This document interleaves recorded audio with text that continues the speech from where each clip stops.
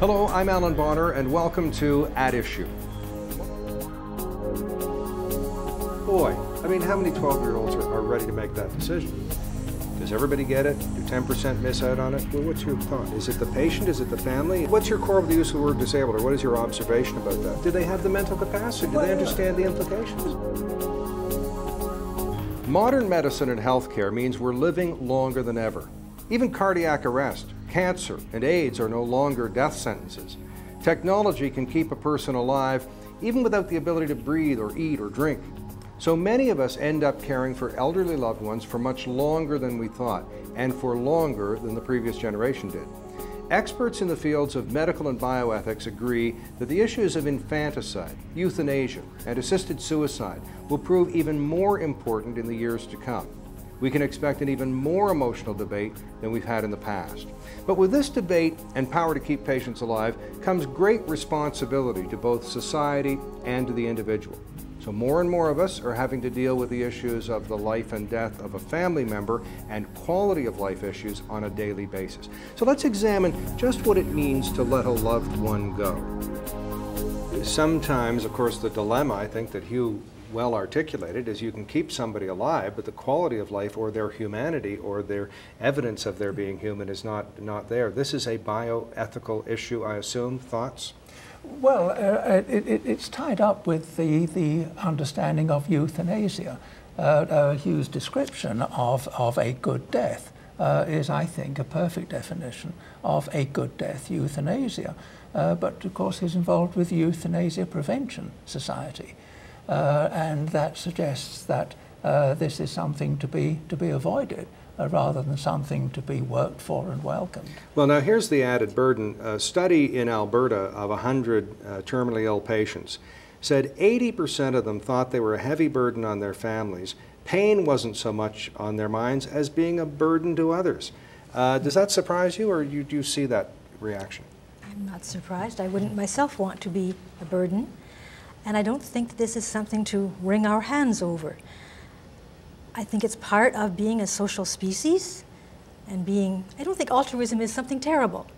I think that to be concerned about others, to think that perhaps, especially if the days that you are being given are days you really don't want to have, you're going to lie there in your bed and you're going to think, this is costing several $100s a day or maybe $1,000 a day.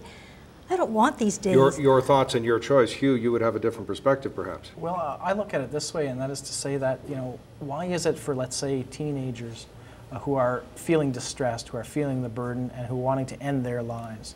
We have in place a myriad of programs and systems available to prevent teen suicide and things of that sort. But why, when we talk about people with significant disabilities, people at the end of life, is the tendency not to seek mechanisms and systems to prevent the taking of their lives, but rather looking at mechanisms to try to make it easier for these people to kill themselves or to have their lives taken. And a bigger issue than you may have alluded to, because this same study said men were nearly twice as likely to have suicidal thoughts than women. Mm-hmm. And that is a scary thing at the end of life when you're already ill to have these terrible thoughts. Well, what's the solution?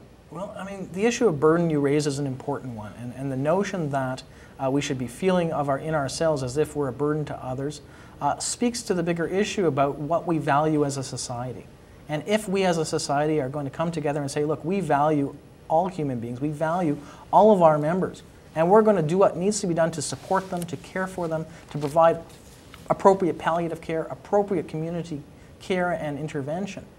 If we're prepared to do that and make that commitment, the demand for euthanasia, the demand for assisted suicide all but disappears.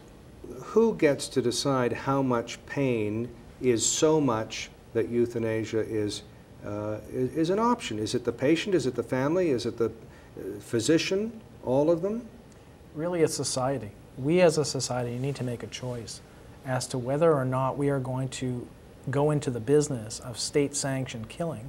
Or, to turn your phrase back on you, state-sponsored extension of life to the point of intrusion and pain and difficulty with that patient. But we don't have that at all. I mean, as we go forward in this country, suicide in this country has been legal since 1973. It's open for anybody to take their own life.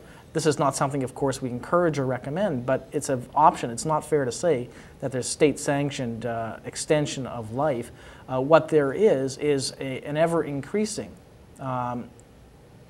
capability through our medical technologies to treat diseases. All right, let's take this into the Faculty of Law, University of Toronto. Bernard, let's say I'm one of your obstreperous undergraduate law students. My question to you is, if the act of committing suicide is no longer a crime in Canada, no longer in the criminal code, perhaps in part because of your efforts, then if I am incapable of killing myself because of a physical disability and I seek assistance to do what appears to be my constitutional right, why isn't the person who helps me off scot-free?